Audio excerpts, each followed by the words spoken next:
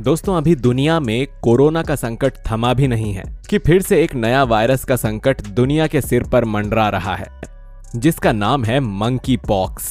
आखिर क्यों एक के बाद एक हमारी पृथ्वी पर वायरस अटैक हो रहा है? वायरस क्यों होते हैं इतने खतरनाक? मंकी पॉक्स किस तरह का वायरस है? क्या मंकी पॉक्स कोरोना से भी ज्यादा खतरनाक है? इसका उपचार क्या है? क्या वायरस को इंसान के द्वारा भी बनाया जा सकता है? आज हम इन सभी सवालों के जवाब जानेंगे इस वीडियो में। दोस्तों, आज का इंसान तरक्की के पीछे इतना पागल हो गया है कि इसके लिए वो कोई भी खतरा मोल लेने को तैयार है, और इसीलिए ये प्रकृति से बहुत ही ज्यादा छेड़छाड़ कर रहा है। क्या ऐसा करना इंसान के भविष्य के लिए सही है? प्रकृति भी समय समय पर इंसान को याद दिलाती रहती है कि वो इस प्रकृति का एक हिस्सा है, ना कि प्रकृति का निर्माण करता। इसका एक ताजा उदाहरण भी अभी हाल ही में कोरोना वायरस जैसे एक छोटे से वायरस ने इंसानों को घुटनों पर लाकर उसे लाचार बनाकर साबित कर दिया कि इंसान इस प्रकृति के आगे कुछ भी नहीं है। मनुष्य चांद और मंगल पर पहुंच चुका है, शुक्र और सूर्य तक पहुंचने की तैयारी कर रहा है। इंसान ने इतनी तरक्की कर ली है कि प्रकृति के सभी रहस्य धीरे धीरे खुलते जा रहे हैं। इंसान अपनी खोज के पीछे इतना पागल होता जा रहा है कि कुदरत की बनाई दुनिया को अपने हिसाब से मॉडिफाई करना चाहता है। आपने सुना होगा कि कोरोना वायरस को चाइना की लैब में बनाया गया था, जिसकी वजह से पूरी दुनिया में हाहाकार मच गया था। वहीं चाइना अपने देश के ट्विटर, जिसे वीबो के नाम से जाना जाता है, आजकल एक मुद्दा ट्रेंड करवा रहा है कि पूरी दुनिया में मंकी पॉक्स अमेरिका की देन है। इसका यह भी कहना है कि अमेरिका पूरी दुनिया में इस वायरस को फैलाकर स्मॉल पॉक्स की दवाइयों को बेचकर आर्थिक फायदा उठाना चाहता है। हालांकि चाइना ये सब इसीलिए कह रहा है क्योंकि अमेरिका ने ही सबसे पहले पूरी दुनिया को यह बताया था कि कोरोना वायरस चाइना के एक शहर वुहान की लेबोरेटरी से पूरी दुनिया में फैला है, क्योंकि चाइना में सबसे पहले कोरोना वायरस के पेशेंट पाए गए थे। पर चाइना इस बात को नहीं मान रहा कि उसने कोरोना फैलाया। वहीं कुछ एक्सपर्ट के द्वारा यह बोला गया है कि यूरोप के बेल्जियम में हुई गे पार्टी से मंकी वायरस पूरी दुनिया में फैलने की कगार पर है, क्योंकि वहां पर मौजूद बहुत से लोगों में यह वायरस पाया गया है। WHO ने ये गे वाली थ्योरी को पूरी तरह से नकार दिया है। यूरोप स्वच्छता की सफाई के लिए जाना जाता है। वहां पर वायरस का पाया जाना बहुत से गरीब देशों के लिए चिंता का विषय बन गया है, जहां पर साफ सफाई का कोई विशेष ध्यान नहीं रखा जाता। आइए जानते हैं मंकी पॉक्स पहली बार कहां और कैसे पाया गया। मंकी पॉक्स को पहली बार 1958 में डेनमार्क के कोपेनहेगन की एक प्रयोगशाला में बंदरों में पहचाना गया था। बंदर वायरस के प्राकृतिक भंडार नहीं है। मनुष्यों में पहला मामला 1970 में कांगो लोकतांत्रिक गणराज्य में पाया गया था।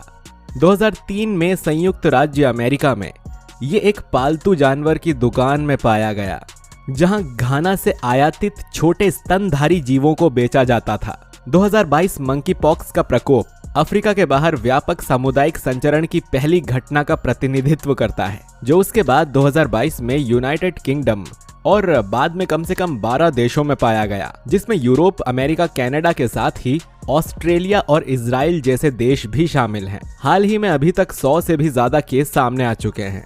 मंकी पॉक्स किसी जानवर के काटने या खरोंच, शरीर के तरल पदार्थ, दूषित वस्तुओं या किसी संक्रमित व्यक्ति के निकट संपर्क से फैल सकता है। वायरस सामान्य रूप से कुछ छोटे स्तनधारी जीव जैसे चूहा, गिलहरी और बंदर के बीच फैलता है। वायरस के DNA के लिए एक घाव का परीक्षण करके इसकी पुष्टि की जा सकती है। ये रोग चिकन पॉक्स के समान दिखाई देता है। चेचक का टीका 85% प्रभावशीलता के साथ संक्रमण को रोक सकता है। 2019 में संयुक्त राज्य अमेरिका में वयस्कों के लिए मंकी पॉक्स के टीके जिनियोस को मंजूरी दी गई थी। उपचार के लिए वर्तमान मानक टेकोविरिमेट है, एक एंटीवायरल जो विशेष रूप से चेचक और मंकी पॉक्स जैसे ऑर्थोपॉक्स वायरस के संक्रमण का इलाज करने के लिए है। ये यूरोपीय संघ और संयुक्त राज्य अमेरिका में मंकी पॉक्स के इलाज के लिए स्वीकृत है। कीड़ोफेविर और ब्रिनकीडोफेविर उपयोगी हो सकते हैं। मंकी पॉक्स के कांगो बेसिन क्लैड में मृत्यु के जोखिम की रिपोर्ट 10% से 11% तक है। शुरुआती लक्षणों में सिरदर्द, मांसपेशियों में दर्द, बुखार और थकान शामिल है। ये रोग शुरू में चेचक और खसरा के समान दिखाई देते हैं, लेकिन सूजी हुई ग्रंथियों की उपस्थिति से अलग होता है। ये लक्षण दाने की शुरुआत से पहले कान और जबड़े के पास, गर्दन में या कमर में दिखाई देते हैं। ये दाने काफी दर्दनाक होते हैं। बुखार के दिनों के भीतर चेहरे पर विशेष रूप से घाव दिखाई देने लगते हैं। जैसे कि एक केंद्र प्रसारक वितरण में हाथों की हथेलियों और पैरों के तलवे, 3/4 प्रभावित लोगों की हथेलियों और तलवों पर, मुंह की 2/3 से अधिक, जननांगों पर 1/3 और 5 में से 1 की आंखों में घाव है। वे छोटे चपटे धब्बों के रूप में शुरू होते हैं, छोटे थक्कों में बदल जाते हैं, जो फिर पहले स्पष्ट तरल पदार्थ से भर जाते हैं और फिर पीले तरल पदार्थ से भर जाते हैं, जो बाद में फट जाते हैं और ऊपर की ओर छिल जाते हैं। कुछ घाव या कई हजार हो सकते हैं। कभी कभी ये बड़े घाव पैदा करने के लिए विलय हो जाते हैं। प्रभावित शरीर के प्रत्येक भाग में घाव एक ही साथ में विकसित होते हैं। ये चेचक के दाने के समान दिखता है। एक प्रभावित व्यक्ति 2 से 4 सप्ताह तक अस्वस्थ रह सकता है। उपचार के बाद हल्के निशान छूट सकते हैं। संक्रमित व्यक्ति के त्वचा के घावों और उनके द्वारा इस्तेमाल किए गए कपड़ों, वस्तुओं और बिस्तरों के निकट संपर्क में आने से बचना चाहिए। इसके अधिकांश संक्रमण 2 से 4 सप्ताह तक चलते हैं और इसके परिणाम स्वरूप लिम्फ नोड्स में सूजन के साथ साथ शरीर पर बड़े पैमाने पर दाने निकल आते हैं। मंकीपॉक्स एक दुर्लभ बीमारी है। मंकीपॉक्स वायरस को ऑर्थोपॉक्स विरिडे की श्रेणी में वर्गीकृत किया गया है। हालांकि मंकीपॉक्स वायरस का नाम उस जानवर के नाम पर रखा गया था जहां से इसे मूल रूप से अलग किया गया था। मानव में मंकीपॉक्स वायरस वेरियोला के समान एक प्रणालीगत बीमारी और वेसिकुलर रैश की विशेषता है।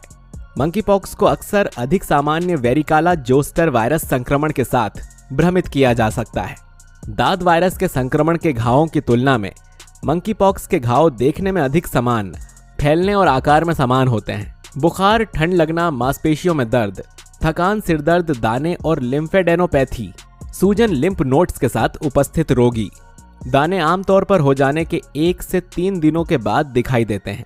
ये चेहरे से शुरू होता है और फिर शरीर के अन्य हिस्सों जैसे हथेलियों और तलवों में फैल जाता है। आइए जानते हैं कि ये किन किन तरीकों से फैल सकता है। पशु से मानव। जब मनुष्य संक्रमित जानवर के संपर्क में टूटी हुई त्वचा, काटने, खरोच या यहाँ तक कि संक्रमित जानवरों के शरीर के तरल पदार्थ के माध्यम से संपर्क करता है और अधपका मांस खाने से भी संचरण की संभावना होती है। मानव से मानव ये अत्यंत दुर्लभ है, लेकिन एयर ड्रॉपलेट मीडिया के माध्यम से संभव है। ये संक्रमित मरीजों के बिस्तर और उनके कपड़ों जैसी संक्रमित वस्तुओं के संपर्क में आने से फैल सकता है। इलाज। लिम्फ नोड्स संपर्क का कोई भी इतिहास डॉक्टर को बताना चाहिए। आपके डॉक्टर को इसका पता होना इलाज करने के लिए पर्याप्त है। हालांकि सोने के मानक लिम्फ नोड्स की बायोप्सी और वायरस के खिलाफ एंटीबॉडी को देखने के लिए एक रक्त परीक्षण करते हैं। एक अध्ययन किया गया है, उसमें सामने आया है कि वैक्सीनिया वैक्सीन मंकीपॉक्स के संक्रमण को रोकने में भी कारगर है। हालांकि यह वैक्सीन अभी सभी को नहीं दी जाती है, इसीलिए रोकथाम की रणनीतियों में संक्रमित जानवरों के साथ संपर्क कम करना और एक व्यक्ति से दूसरे व्यक्ति में फैलने को सीमित करना शामिल है। साथ ही स्वच्छता रोकथाम का सबसे महत्वपूर्ण हिस्सा है। अधपका मांस का सेवन नहीं करना चाहिए। संक्रमित जानवरों के संपर्क में आने से बचना चाहिए। इस वायरस के लिए सकारात्मक रोगियों की संक्रमित सामग्री, बिस्तर और लिनेन के संपर्क में आने से बचना चाहिए। संक्रमित या पॉजिटिव मरीजों की देखभाल करते समय पीपीई का इस्तेमाल करना चाहिए। प्रबंधन और उपचार। मंकीपॉक्स वायरस के खिलाफ कोई सिद्ध उपचार नहीं है। आमतौर पर तरल पदार्थ और ज्वरनाशक दवाओं के साथ रोग सूचक देखभाल इस बीमारी के लिए सहायक होती है। आपके डॉक्टर द्वारा 21 दिनों के लिए एक निगरानी पाठ्यक्रम की सलाह दी जाती है। मंकीपॉक्स के लक्षणों की पूरी अवधि को चलाने में 2-4 सप्ताह लगते हैं। हालांकि चेचक की तुलना में यह मामूली है। आज के इस वीडियो में बस इतना ही। अगर आपको जानकारी अच्छी लगी है तो हमारे इस वीडियो को लाइक, कमेंट, शेयर जरूर करिए और हो सके तो इस बीमारी के प्रति सचेत रहिए और सुरक्षित रहिए। साथ ही अगर आपने हमारे चैनल को सब्सक्राइब नहीं किया है तो सब्सक्राइब करके बेल आइकन जरूर दबाइए। मिलते हैं आपसे अगले वीडियो में। शुक्रिया।